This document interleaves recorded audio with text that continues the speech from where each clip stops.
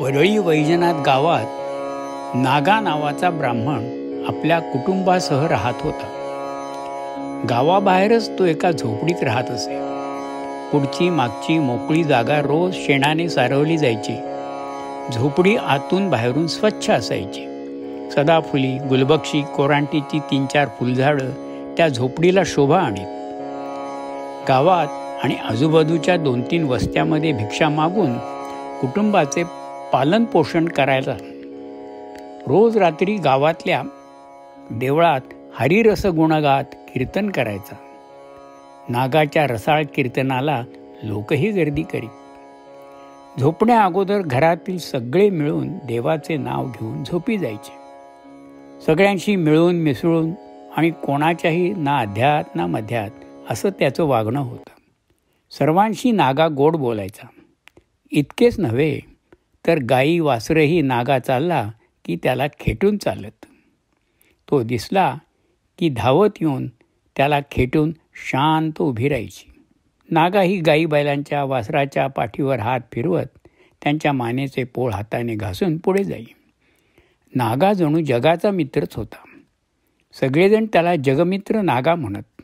थोडक्यात गावात नागाला कोणीही वाईट म्हणत नसे. एखाद्याचा चांगुलपणा हाच काही जणांसाठी त्याचा हेवा द्वेष करण्याचे कारण ठरते. गावातले लोक नागाचा आदर करतात, त्याच्याविषयी 4 चांगले शब्द काढतात. त्यावरूनच नागाचा विनाकारण द्वेष करणारे 3-4 लोक होतेच. पण असे लोक सर्व ठिकाणी असतातच म्हणा. एकदा रात्री नागा कीर्तन आटपून गावाबाहेरच्या आपल्या झोपडीत आला. सगळेजण देवाची आठवण करत झोपले. त्या रात्री नागाच्या वाईटावर असलेल्या लोकांनी नागाच्या झोपडीवर पेटते बोळे फेकून झोपडी पेटवून दिली. ज्वाळा वर जाऊ लागल्या तसे ते दुष्ट गावात निघून गेले. दुरून झोपडी पेटल्याचे पाहत पाहत ते लोक झोपून गेले. इकडे नागाला आणि त्याच्या बायकोला जाग आली. मुलांना पांघरुणात गुंडाळून जवळ घेऊन बसली. नागाने विठोबाचा धावा सुरू केला. सामान्य नागाला देवाशिवाय कोण आधार असणार. धाव धाव आता रुक्मिणी कांता, हे अनाथनाथा, तुझं वाचून आता आमचं कोण रक्षण करणार रे. विठ्ठला धाव आता. भक्तांनी केलेल्या तळमळीच्या हाकेला आपले सुदर्शन चक्र हाती घेऊन देव धावून आला. चक्रपाणीने तर कमालच केली. आगीचे लोळ वरच्यावर उठून हवेतच विजून जात. खाली त्याची ठिणगी नाही, निखाराही नाही, कोळसाही नाही. मग राग तरी कुठे असणार. गावातल्या लोकांना दुरून आगीच्या ज्वाळा दिसल्या. गावात गडबड उडाली. नागाच्या खोपटाला आग लागली. नागाच्या खोपटाला आग लागली. लागली का लावली त्या लोकांचेच काम असणार, अशा चर्चा चालू होत्या. लोक हळहळत होते. तशा पहाटे पहाटेच नागाच्या झोपडीकडे ते आले. नागा आणि त्याची बायको बसलेली.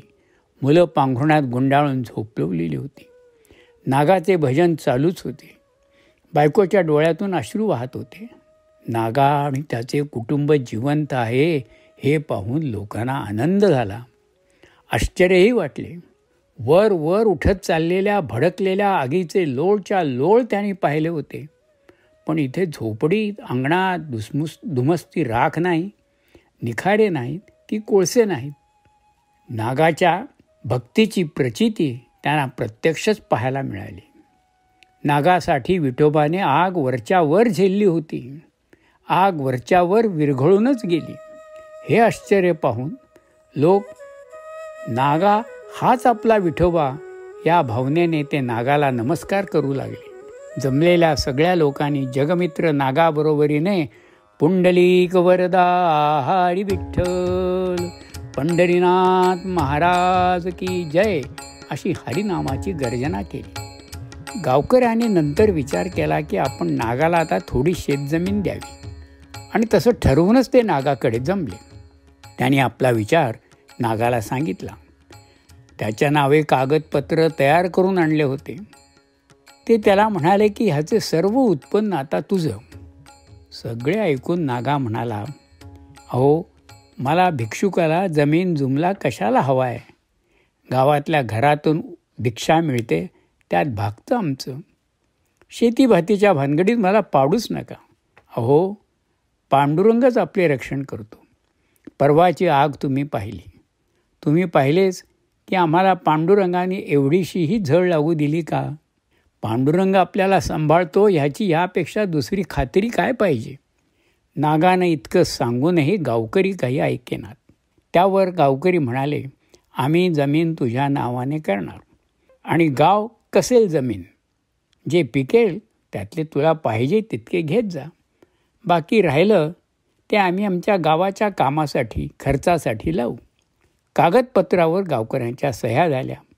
जगमित्र नागा हे सगळे तटस्थपणे पाहत होता.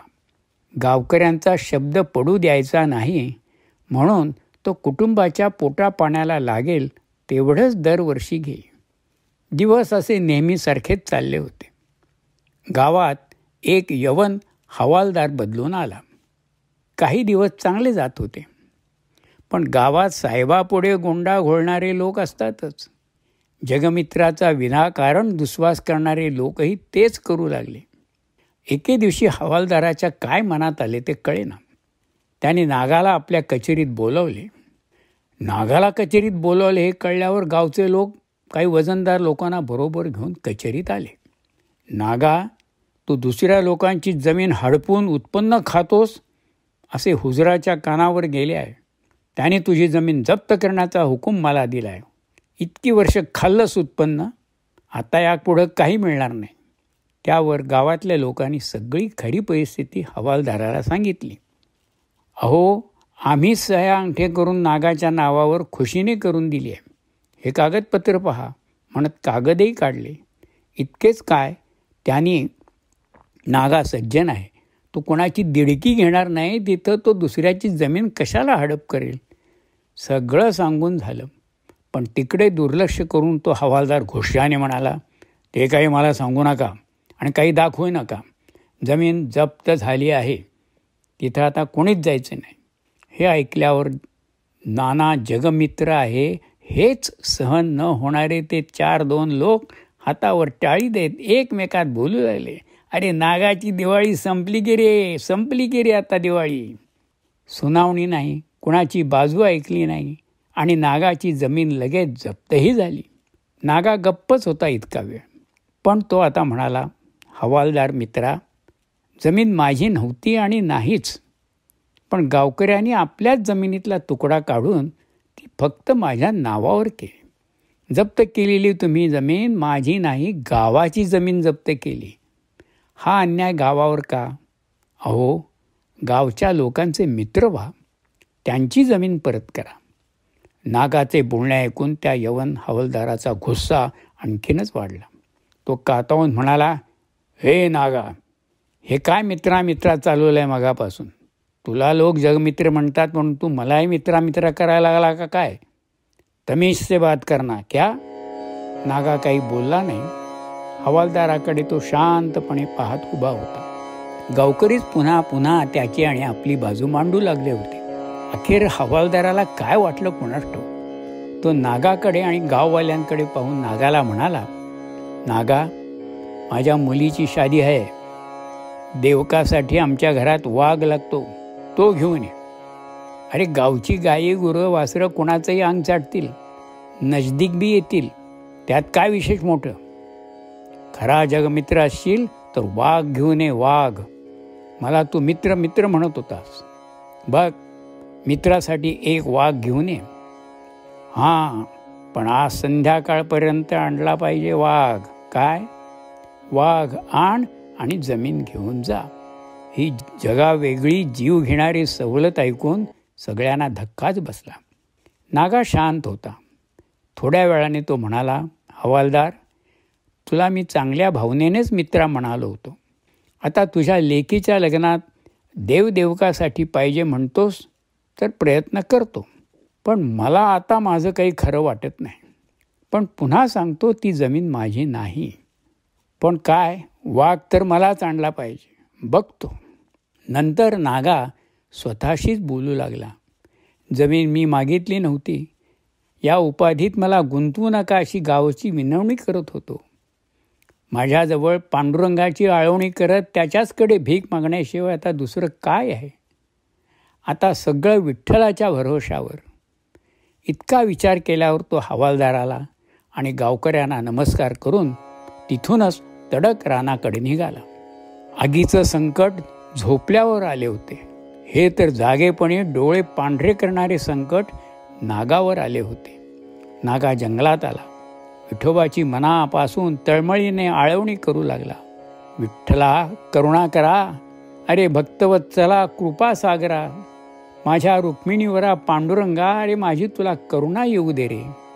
विठ्ठला कृपा कर, आता उशीर नको मायबापा, धाव पाव विठाई माऊली आता लवकर ये. हवालदार माझा मित्र आहे, त्याच्या मुलीचे लग्न आहे. वाघाचे दैवत प्रतिष्ठापनेसाठी त्याला पाहिजे आहे. त्याच्या ह्या कार्याला पांडुरंगा विठ्ठला तू धावून ये. विठ्ठला अशा वेळी तू नाही आलास तर मी जगून तरी काय उपयोग. नागाची ती अनन्य भावाने केलेली विनवणी ऐकून एका मोठ्या वाघाचे रूप घेऊन चक्रपाणी पंढरीनाथ तात्काळ प्रगट झाले. एक मोठी डरकाळी फोडून वाघरूपी विठ्ठलाने नागाला विचारले, अरे नागा, तुला कोण त्रास देतोय? दाखवतो मला. एका घासात त्याला खाऊन त्याचा फडशा पाडतो.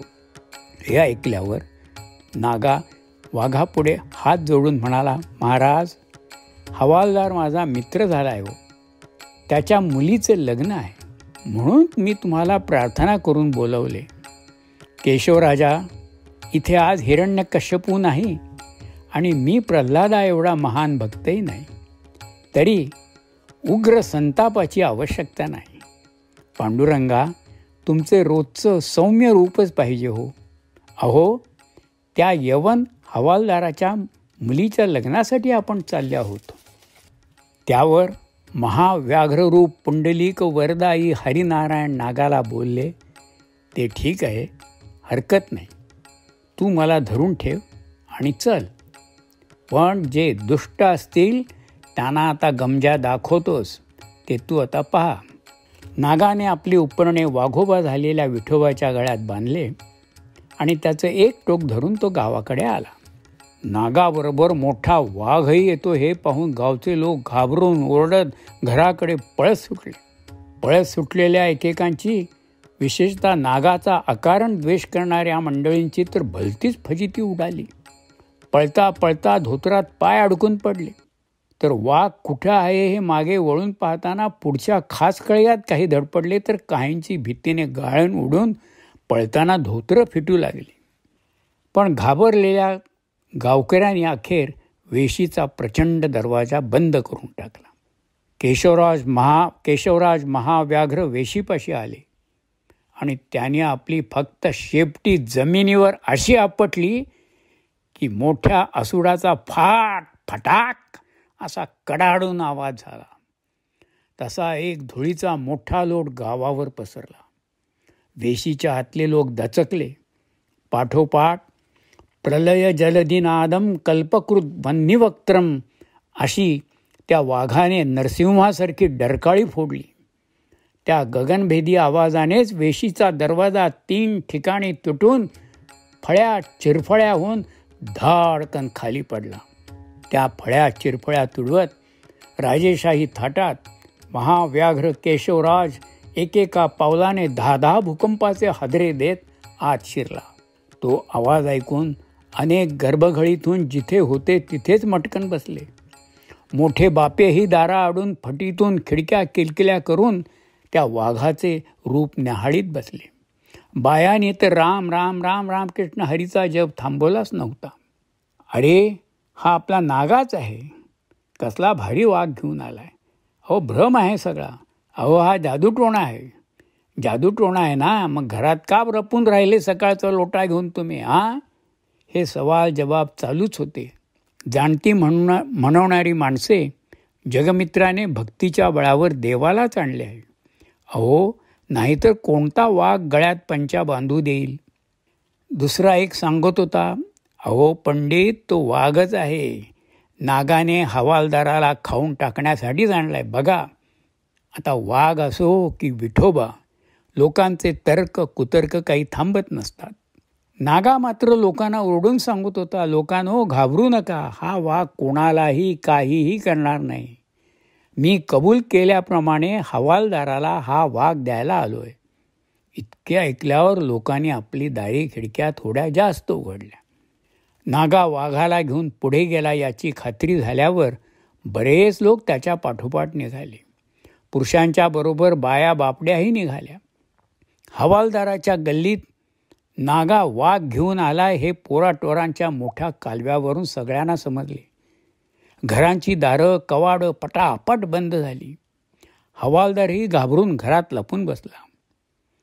नागाला आपण जगमित्रावरून म्हणालो काय, त्याची हेटाळणी काय केली, आपण त्याला वाघ आणण्याची अट घालून मोठी सवलत दिल्याचे नाटक काय केले ते आठवून हवालदाराने हंबरडा फोडायचेच बाकी राहिले होते.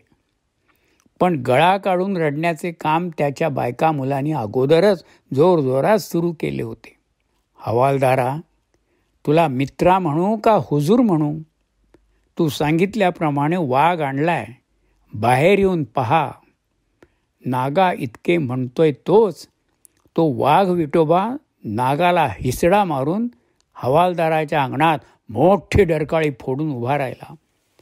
फाड फाट शेपटी आपटली आणि गुरगुरत एक फेरी मारून उभा राहिला. हे ऐकून प्रत्येक घराघरातला गोंधळ आणखीच वाढला. हवालदाराच्या घरात पुन्हा एकच आकांत झाला. नागा पुन्हा हवालदाराला म्हणाला, अरे तुझ्या मुलीचे देवक बसवायचे, त्यासाठी वाघ आलाय, ये बाहेर ये, तो आता तुझाच आहे. नागा काही बोलला की लगेच वाघाने धडकी भरवणारी डरकाळी फोडली. नागाचं बोलणं ऐकून जागचा उठलेला हवालदार डरकाळी ऐकून खालीच कोसळला. गारठून गप्प झालेली गल्लीही आता रडू ओरडू लागली. नागा वाघाजवळ जाऊन म्हणाला, तुम्ही मला वाचवलं, माझं रक्षण केले, मुख्य म्हणजे माझी गरिबाची तुम्ही पत राखली. हा हवालदार त्याच्या मुलीच्या लग्नासाठी तुम्हाला घेऊन या म्हणाला. शांत व्हा, शांत व्हा, तुमचा मूळ प्रेमळ कृपाळूपणा धरा. इतके विठोबाला सांगून त्याच्या पाठीवर नागा हात फिरवत थांबला. हवालदाराच्या घरातून बायको त्याला सांगत होती ते सगळे बाहेर ऐकू येत होते. अहो, आपल्या बालबच्चांसाठी तरी बाहेर जा, पोरांची सब जिंदगी पडली अजून, आपल्या बेटीसाठीच आणलाय म्हणतो तो वाघ, जा बाहेर जा हो आणि आम्हाला सगळ्यांनाच वाचवा. ते ऐकून नागाही म्हणाला, हवालदार, तू एकटाच नाही, तुम्ही सगळे या, तुम्ही सगळे आबाद राहाल. हा वाघदेव तुम्हाला काहीही करणार नाही. असा वाघ कुणालाच पाहायला मिळत नसतो. अहो, हे दैवत आहे, घाबरून लपू नका, बाहेर या. हवालदार दरवाजा हळूच उघडून भीत भीत बाहेर आला. नागाला हात जोडून करुणाभाकीत तो बोलता झाला, नागा, मी तुझ्याशी आकसाने वागलो, त्याचं आज मला तात्काळ फळ मिळालं. तुला जगमित्र का म्हणतात त्यामागचे सत्यही कळले. या वाघाने ते मला समजावून दिले. तू वाघ आणून दावलास. आम्हा घरातल्या सगळ्यांना तुझ्यामुळे आमच्या दैवताचं दर्शन घडलं. माझ्या मुलीचे देवक जगमित्र नागा तुझ्यामुळेच साक्षात देवप्रतिष्ठेने आज झाले. हवालदार आणि त्याच्या घरातील सगळी मंडळी जगमित्र नागा आणि वाघासमोर हात जोडून होती. नागा हवालदाराला म्हणाला, मी जगमित्र आहे की नाही हे मला ठाऊक नाही, पण तुझ्यामुळे माझे दैवत मला आणि आत्ता तुलाही भेटले. तू मात्र माझा मित्र झालास. वाघ आणून दे, जमीन परत करतोस म्हणाला होतास. अरे, ती जमीन माझी नाही, ती गावकऱ्यांना परत दे. नागाच्या प्रत्येक बोलाला हवालदार हात जोडून मान खाली घालून हाजी हाजी म्हणत होता. जमलेले सर्व लोक आमचा नागा खरा जगमित्र आहे असे पुन्हा पुन्हा म्हणत होते. नागा आपल्या जीवीच्या जीवाला विठुरायाला घेऊन पुन्हा अरण्यात गेला. तिथे दाट झाडीत पंढरीच्या परब्रह्माने, संताच्या सावळ्या विठुरायाने, शंख चक्र गदाधारी चतुर्भुज रूपात आपल्या भक्ताला दर्शन दिले.